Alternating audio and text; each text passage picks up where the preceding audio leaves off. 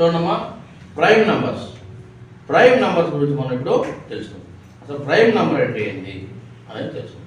Prime number అంటే ఒకటి మరియు అదే సంఖ్య చేత భాగింపబడితే ఆ సంఖ్యలు మనం ప్రైమ్ నంబర్స్ అంటాం. ఏమంటాము? ఓకేనా? ఇప్పుడు ఫర్ ఎగ్జాంపుల్ ఒకటితోటి ప్రతి ఒక్క నంబర్ డివిజిబుల్ అవుతుంది, అంతే కదా. ఫర్ ఎగ్జాంపుల్ చూడండి, 2 ఉంది, 1తో భాగిస్తుందా? 1 2 2. మళ్ళీ ఇదే 2 అనే నంబరు 2తో భాగిస్తుందా? 2 1 2. అంటే ఈ ప్రైమ్ నంబర్స్ ఎప్పుడు కూడా 2 ఫ్యాక్టర్సే ఉంటాయి. ఎన్ని ఫ్యాక్టర్స్ ఉంటాయి? 2 ఉంటాయి. ఓకేనా? ఫర్ ఎగ్జాంపుల్ 3 ఉంది, 3 అనేది 1 ఎక్కువలో పోద్ది, 3 ఎక్కువలో పోద్ది. సో కాబట్టి ఇది ప్రైమ్ నంబర్.